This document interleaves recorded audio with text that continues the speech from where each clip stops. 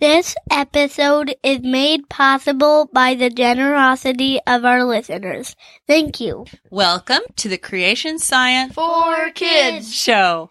Want to invent something smart? Be able to plan out something that works out amazingly? Proverbs gives us a secret to using our brains to their full potential and using them for good.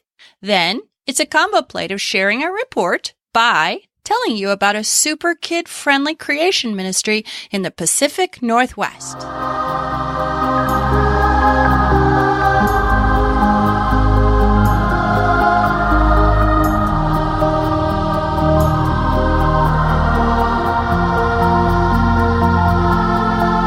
Praise the Lord.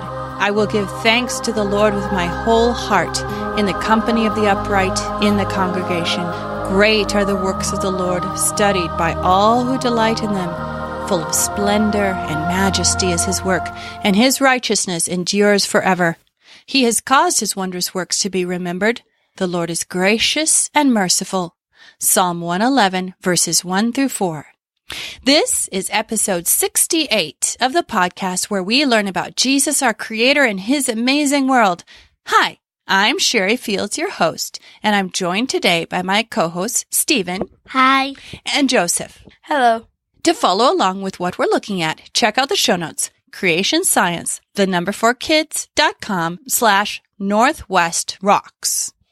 All right, so we're getting into Proverbs. There's so much about creation and about how wisdom connects with how God made the world, and the most amazing chapter on this is Proverbs 8. Now, most of it's later on in the chapter, but I wanted to take some time with one of my favorite verses about science and wisdom, and that's in verse 12. Would you read it for us, please, Joseph? I, wisdom, dwell with prudence, and find out knowledge of witty invention.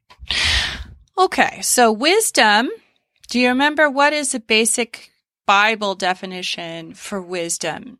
The beginning of wisdom is to fear the Lord. It's also to hate something. Do you remember what it is to hate? Sin. Yeah, to hate evil. So wisdom is what God uses to create everything. It's how he thinks. So it's learning to think like he does. What is it dwelling with? Now, to dwell with, we would say, goes hand in hand with. It's just another analogy to mean the same thing. But what does it say? I, wisdom, dwell with prudence. Prudence. Now, what's interesting, this word prudence, there's another word that's often translated as to be wise, to look ahead, to plan out in advance. This is not the same word as usually. In fact, a lot of times, the few other places it's used, it can mean to have guile, to deceive people. It means to be really good at thinking things through. So right there, you know, I, wisdom, being able to see from God's perspective to think his way, goes with being really wise or really smart with how you think. And then find out the knowledge of witty inventions. So what is a witty invention? What's that make you think of? A drone. A drone? Because what does witty mean? Smart. Smart, very smart. And an invention? Is something like a device. Mm-hmm. So when I think of inventions, I'll think of things like the light bulb. And Edison took years to figure out the right filament. And then there were radios, and there's constantly, we're thinking of new things. Sometimes somebody will have an invention that opens up a whole new world, and everybody else adds their own little bit. Like just over 10 years ago, you had the smartphones. And now we don't listen to podcasts the same way. We don't do all kinds of things the same way because somebody said, hey, let's make a phone that is basically a miniature computer that also you can carry in your pocket so it can have phone calls. Okay, so that is what it looks like in the King James. So I wanted to see, what do other translations put for that word? Young's literal translation does have the same thing. It has, and a knowledge of devices, I find out. But if you go to most other translations, it'll have things like the ESV says, I, wisdom, dwell with prudence, and I find knowledge and discretion. To be discreet means to be able to know when to keep quiet, when to be careful. It doesn't mean at all the same thing as to invent a smartphone. Discretionary fund? Discretionary. Yeah, that's where you get to decide whether you're going to spend it or not. That's not the same thing. So what's going on here? In one German translation, it had where wisdom will allow you to know how to have really good, well thought through plans. So what I decided to do to see, because everybody uses the same Old Testament, so it's not like the Hebrew was changing from translation to translation. It was just what they decided it meant. Here's an interesting one in Psalm 37:7. It uses this word toward the end. It says, "Rest in the Lord and wait patiently for him. Fret not thyself because of him who prospereth in his way, because of the man who bringeth wicked devices to pass." That devices is the same word. So what does a man bringing wicked devices to pass mean? I don't know. No. Okay, so you think of a bad guy, somebody who wants to get control of people, who doesn't like people. So they think of plans to hurt other people, to get control, to become a tyrant, to get in charge, so they can have their way and other people can suffer. So it doesn't have to be something you can see. It doesn't have to be a bomb or something. It can be anything they plan out. I'm going to do this, and that, and this will be the result. Except in that case, it's a bad result. You've got in Proverbs 24:8, it says, "He that deviseth to do evil shall be called a mischievous," that's this word, "person." Somebody who uses their mind to cause bad things to happen. And there's one more interesting one in Jeremiah 23:20. "The anger of the Lord shall not return until he have executed," until he did what he wanted, "until he have performed the thoughts of his heart." This is God. He is saying, I'm going to be really upset at these wicked people, and I'm not going to stop. I'm not going to sit down and leave them alone until I have done what I have thought to do. So God does this. Wicked people do this. And wise people do it. To use our mind to accomplish something that we want to be able to do. So it can mean to be able to invent light bulbs and smartphones and computers and things. The wicked people, they use their minds to cause bad things to happen. We can be just as smart and wise to cause good things to happen. Can you remember a verse that Jesus talked about his followers should be like this, to be wise? He said, "Therefore be ye wise as serpents, but harmless as doves." Right. That he wants us to use our mind, to think things through, to plan out in advance, whether it's science, whether it's something else. He wants us to use our brains. Because who gave us our brains? God. He sure did. And he worked really hard on them, didn't he? Yeah.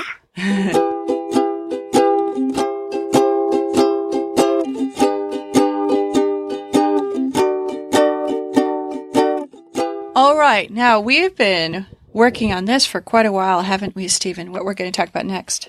Yeah. Yeah. A couple months ago, well, let me introduce them first. Northwest Treasures out in the Pacific Northwest. They're based in Seattle. They've got a building that they've recently moved into where you can see all kinds of fossils that they've collected and take classes. They also have a great website. We'll talk about that more later. But also I've been getting their emails, newsletters to see what they're doing and watch their YouTube videos. And one of the things I noticed was that they had a lot of stuff about geology for children. So I got a hold of them back in the summer and I said, I would love to do a review. And they got back with me and said, sure, we'd love to. What would you like to do a review on? So we picked, they offer all kinds of things. If you have the money, they have the most amazing fossil collections that I've seen, especially in creation circles. You can get large collections that cost like $90 or more. But since we already had some from Cornerstone Geology, which is another creation group you can check out, we just said, just send us a couple books. They said, why don't we give you the Geology for Little Eyes books? They gave us Rocks and Minerals for Little Eyes and then Fossils and Dinosaurs for Little Eyes. Rocks and Minerals was what we actually work through together, because what was extra special about that book? What was your favorite part? We got to do some experiments, and they were almost all candy. Yeah, candy and is it graham crackers and all kinds of food, so you could experience how minerals work. What was your favorite one to do? The granite. Granite? Yeah. How did we make granite? We made it with chocolate chips, white chocolate chips, Right. and Do you remember what the yellow ones were? butterscotch. Right. And what did we chips. do with them? We melted them in the microwave to make the lava, and then we put it into the refrigerator to cool down, Yeah.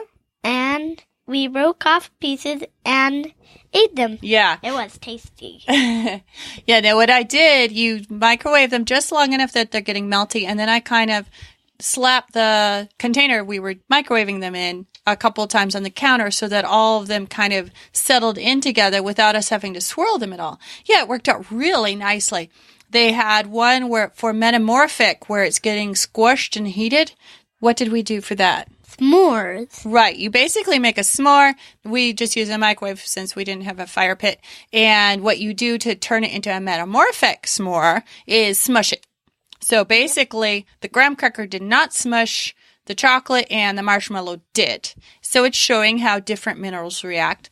I thought it was a pretty good introduction to both creation science, geology, believing in the flood, and then different types of rocks. I like they had, if you have the fossil kit, that you would sort by color, things. It's designed for kindergarten through third grade. And I thought they did a good job of reaching that particular audience.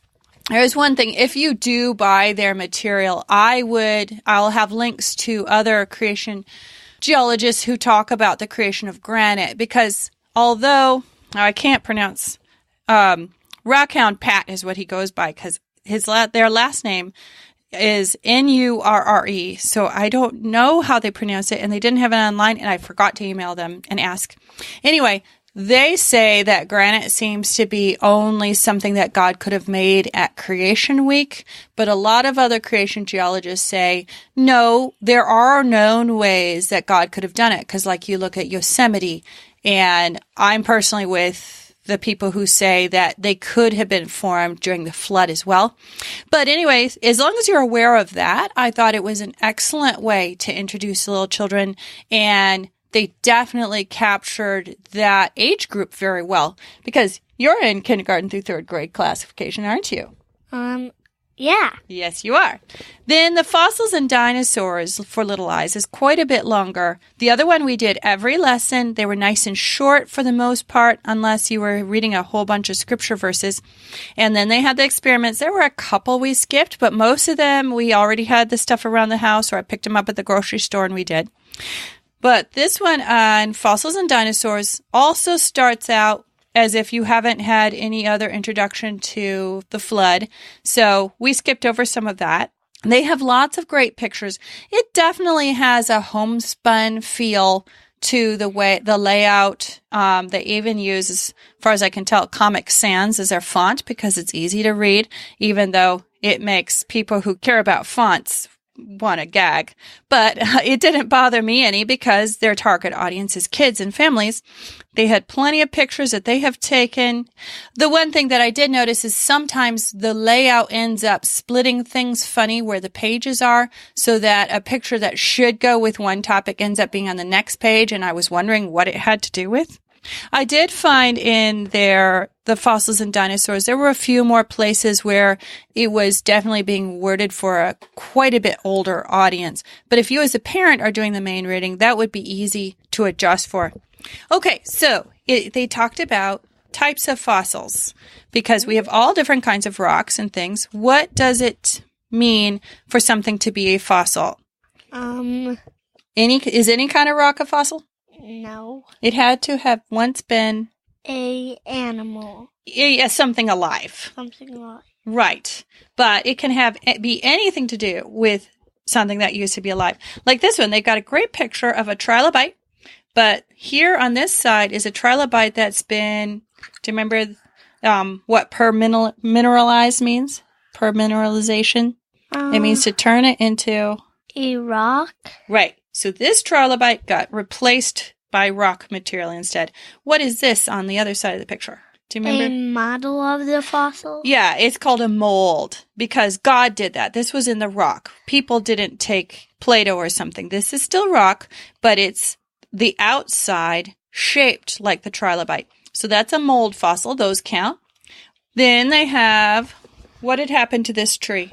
It turned into rock. Right. Out in Arizona, they show a petrified tree and how it's got lots of agate in it. They're very beautiful to see in person. It's hard to capture that in a photograph. I have some petrified wood. Do you? Yeah. Does it still look like wood when you touch it and look at it up close? A little bit. Yeah. It's changed a lot. What are these fossils? Dinosaur tracks. Right. So a footprint or any kind where something's slithering along and it gets turned to rock counts as a fossil.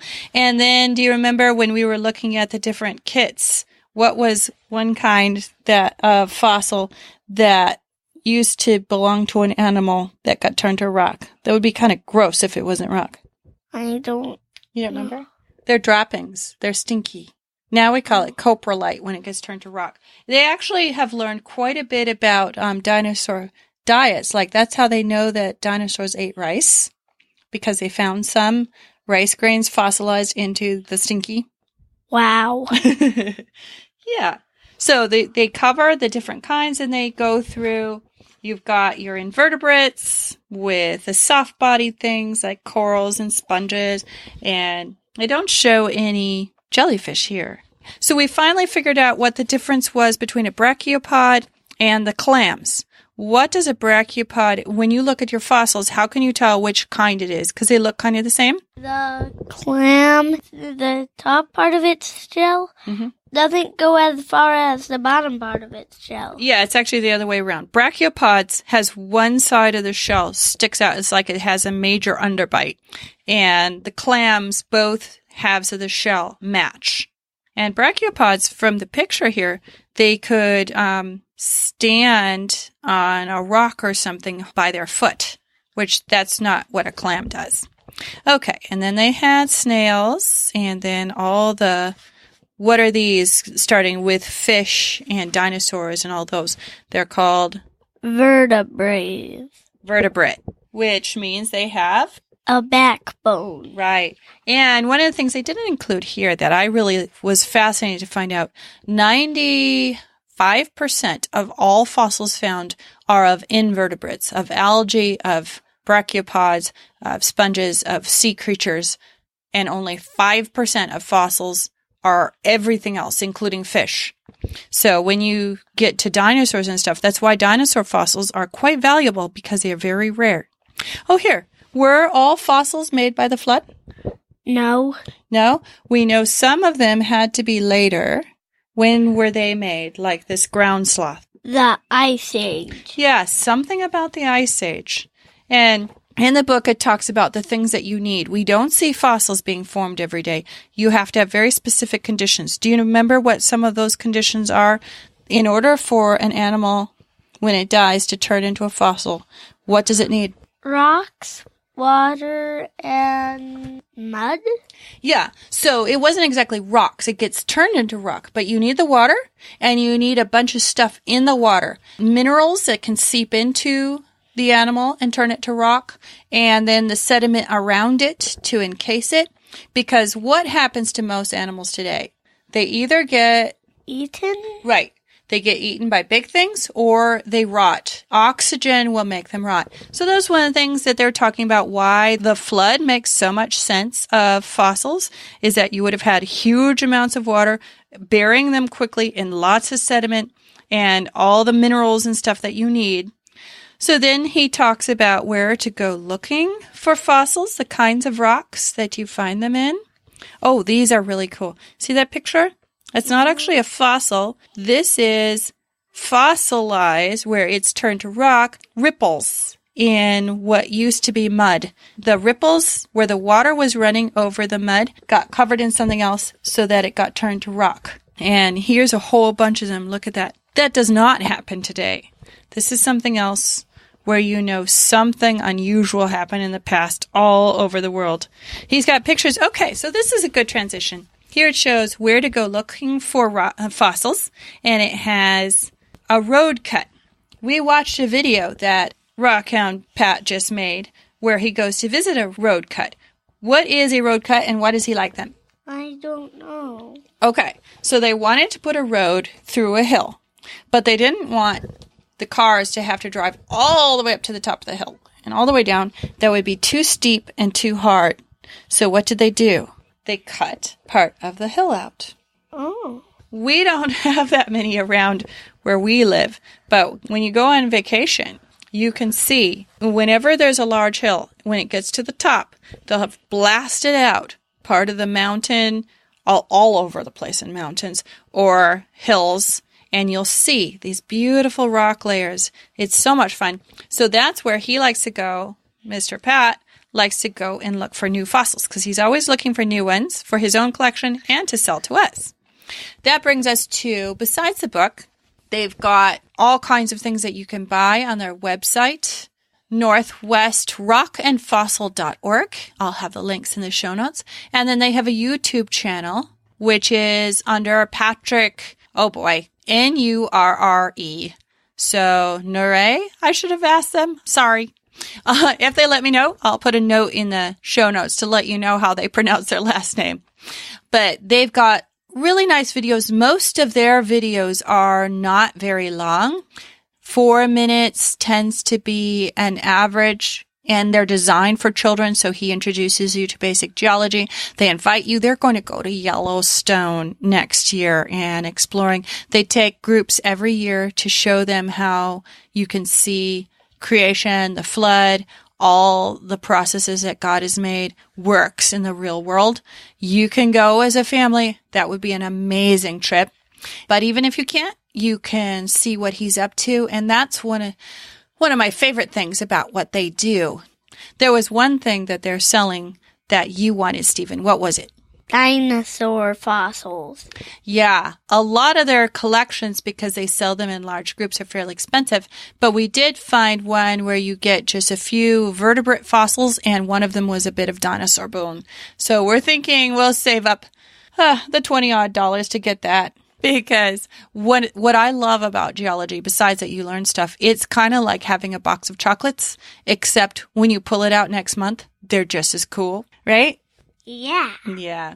So be sure and check out everything that they're up to at Northwest Treasures. If you are anywhere near the Seattle area, go visit them. If you travel to that town, they do have their little museum place, and certainly check them out. If you've got kids, check out their kits, check out their curriculum. They've got so many things that they're doing. If you're thinking of a vacation out in the Northwest, check out their field trips. What they're doing is awesome, and they are so focused on kids. It is just amazing. Because here are people that are actually going to find new rocks, finding new fossils, and they know how they got there and who is responsible for all the amazing things that we find in the world. Because who gave us the fossils? God. Yeah. And what does it remind us of? The flood. Yeah. Yeah. In fact, to close, there are some fossils where I've seen one that was found in Germany where you follow in the sandstone, there's these little tracks of this little thing crawling along the ground. And it crawls here and it crawls there and it crawls. And then you get to the end of the line and there it is, smushed flat. It got trapped and caught and turned to a fossil, which is very, very sad. But yet God, I think, allowed the fossils because he knew they were going to die. And that way we, thousands of years later, can still see how hard God worked on them and how sad it all was. That's the way God is. He takes something sad and he makes something really beautiful and special so we can learn. He never wastes anything. And someday, everything on earth, everything in God's creation will be all better again. And that will be wonderful, won't it? Yeah. Yeah.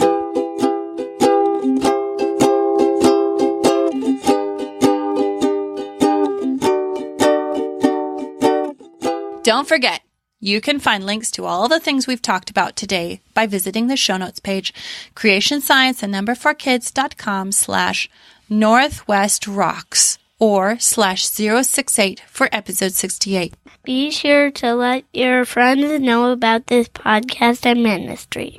And to connect with all the rest of the things we do with the podcasts, stop by the website I got just for you, CS4KS, the initials of this show, .com, and find out how to send us your own recording, write us an Apple Podcast review, drop us a note, become a monthly supporter, and see the heart of why this ministry is so important. Speaking of monthly supporters, I'd like to thank Pastor Brian Batworth and the Academy of Christian Apologetics for Moms for their faithful support. Thank you. If just a few more of our listeners help, even with just $1 a month, it will cover the rest of our basic expenses, and anything above that will help us improve things for the future. I know I would sure like to do video, but it's not exactly the easiest thing in the world to do well. Visit cs4ks.com to find out how you can get involved. Well, this finishes up our show for today. Until next time, have fun treasuring our amazing universe and Creator. Thou art worthy, O Lord, to receive glory and honor and power, for thou hast created all things, and for thy pleasure they are and were created. Revelation 4:11.